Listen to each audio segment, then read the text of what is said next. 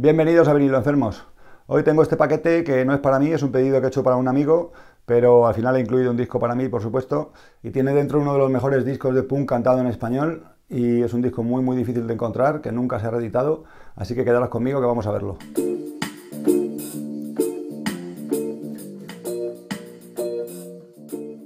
Este pedido no es de Discogs, es de un portal que se llama todocolección.net, que funciona solo en España, y es lo segundo que miro yo siempre. Cuando busco un disco lo miro primero en Discogs y lo siguiente que hago es buscarlo en Todo Colección. Y lo bueno que tiene Todo Colección es que los vendedores ponen sus propias fotos de los artículos. No es como en Discogs, que hay uno que sube las fotos y luego tú tienes que fiar de la descripción escrita.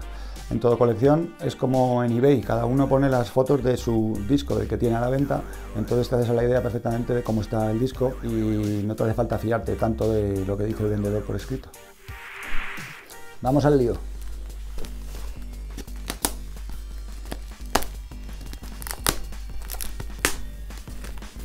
El vendedor es de Vizcaya, del País Vasco, os dejo por ahí el nombre y como veis el paquete está bastante bien protegido.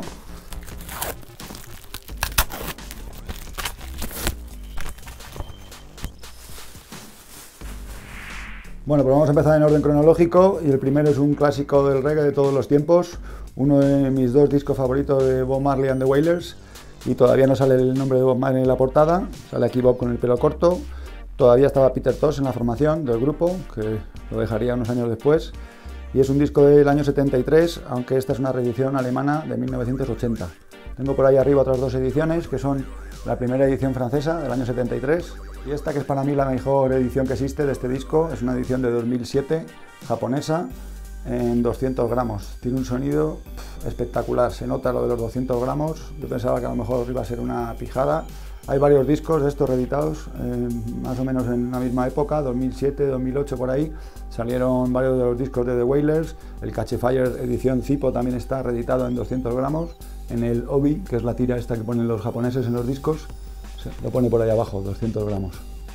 Todas estas ediciones tienen carpeta gatefold y dentro viene la letra de las canciones.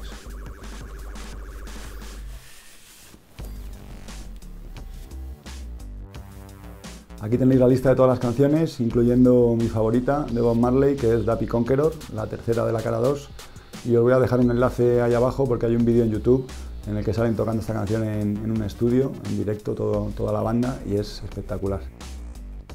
El siguiente es un disco ya más moderno, ya sale el nombre de Bob Marley and the Wailers, y es un disco del año 79, esta es la primera edición española de ese año.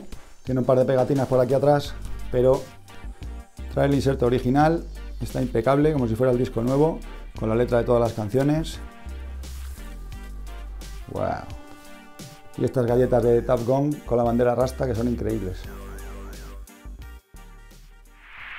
Este es el único que es para mí, el primer disco de Cortatu con el mismo título, Cortatu, un disco del año 85. Hasta ahora solo tenía este, que es una recopilación, tiene varias de las canciones que vienen en este disco, pero siempre me ha apetecido tener el primero, aunque hay una reedición más o menos reciente del 2010, pues estaba esperando encontrar una primera edición y sabía que algún día llegaría el momento, así que cuando vi que este además tenía el inserto, pues no lo dudé.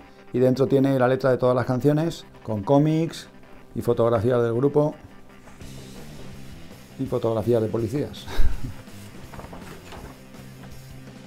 Y aquí algunos de sus temas clásicos como Jimmy Jazz, Nicaragua Sandinista y Su Atrapa tu Arte, que es una de las canciones que tocaba yo en directo con mi grupo cuando teníamos 16, 17 años y la cantábamos entera sin tener ni idea de lo que decía, pero nos encantaba la caña que tenía y pues eso, la berreábamos en euskera falso. Y esta es la joyita de la que os hablaba. 4 años, 2 meses y un día de Cicatriz.